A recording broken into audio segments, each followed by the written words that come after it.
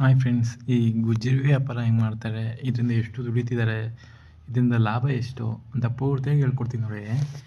ಇವರು ಪ್ಲಾಸ್ಟಿಕ್, ಈ wastage plastic ಇರುತ್ತೆ ನೋಡಿ, ಅದನ್ನು ಕೆ ಜಿ 10 ರೂಪಾಯಿಗೆ ತೊಗೋತಿದ್ದಾರೆ. ಸೊ ಇವರು ಕೆ ಜಿ 10 ರೂಪಾಯಿಗೆ ತಗೊಂಡ್ರೆ ಇವ್ರ ಹತ್ರ ಬಂದು ತಗೋತಿರೋರು ಕೆ ಜಿ 20 ರೂಪಾಯಿ ಕೊಡ್ತಿದ್ದಾರಂತೆ. ಸೊ 1 ಕೆ ಜಿ 10 ರೂಪಾಯಿ ಲಾಭ ಅಂದರು.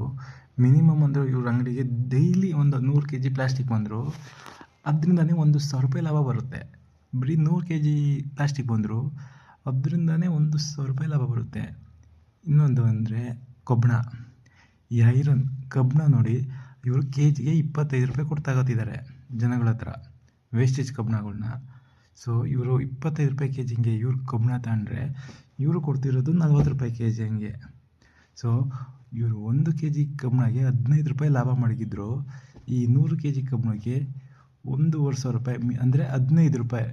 15 ರೂಪಾಯಿ ಅಂದರು 100 ಕೆ ಜಿ ಕಬ್ಬಣಕ್ಕೆ 1,500 ರೂಪಾಯಿ ಲಾಭ ಬಂತು. ಸೊ ಇಲ್ಲಿ ಮಿನಿಮಮ್ ಅಂದರೂ 2,500 ರೂಪಾಯಿ ಲಾಭ ಟೋಟಲ್ ಆಗೋಯ್ತು. ಥರ್ಡ್ ಪಾಯಿಂಟ್, ಇದೇ ಮೇನ್ ಇಂಪಾರ್ಟೆಂಟ್ ಪಾಯಿಂಟ್ ತಿಳ್ಕೊಳ್ಳಿ ಫ್ರೆಂಡ್ಸ್.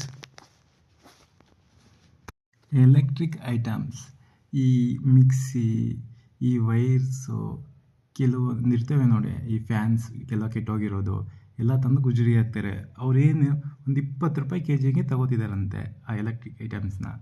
ಸೊ ಆ ಎಲೆಕ್ಟ್ರಿಕ್ ಐಟಮ್ಸ್ನ ಎಲ್ಲ ಓಪನ್ ಮಾಡಿ ಒಳಗಡೆ ಕಾಪರ್ ಅಂತ ಬರುತ್ತೆ. ಆ ಎಲ್ಲ ಎಲೆಕ್ಟ್ರಿಕ್ ಐಟಮ್ಸಲ್ಲೂ ಕಾಪರ್ ಬರುತ್ತೆ. ಆ ಕಾಪರ್ಗೆ ತುಂಬ ಡಿಮ್ಯಾಂಡ್ ಇದೆ ಮಾರ್ಕೆಟಲ್ಲಿ. ಆ ಕಾಪರ್ 50 ರೂಪಾಯಿ ಕೆ ಜಿಗೆ ತಗೋತಿದ್ದಾರಂತೆ. ಸೊ ಇವ್ರು ತಗೊಂಡಿರೋದು ಎಷ್ಟು, ಬರೀ 20 ರೂಪಾಯಿ. ಸೊ ಅಲ್ಲಿ ಏನಾಯಿತು, 50 ರೂಪಾಯಿ ಕೆ ಜಿ ಕಾಪರು ಸೇಲ್ ಆಗುತ್ತೆ, ಆ ಮಿಕ್ಕಿರೋ ಪ್ಲಾಸ್ಟಿಕ್ ಐಟಮು ಸೇಲ್ ಆಗುತ್ತೆ. ಸೊ ಅಲ್ಲಿ ಮಿನಿಮಮ್ ಅವರೇಜ್ ಅಂತ ಲೆಕ್ಕ ಹಾಕೊಂಡ್ರು 1 ಕೆ ಜಿಗೆ 30 ರೂಪಾಯಿ ಲಾಭ ಬರುತ್ತೆ. ಆ 1 ಕೆ ಜಿಗೆ 30 ರೂಪಾಯಿ ಲಾಭ ಅಂದರು. ಮಿನಿಮಮ್ ಹೇಳ್ತಿರೋದಿಲ್ಲ, 100 ಕೆ ಜಿ ಲೆಕ್ಕಕ್ಕೆ ಹೇಳ್ತಾ ಇದ್ದೀನಿ.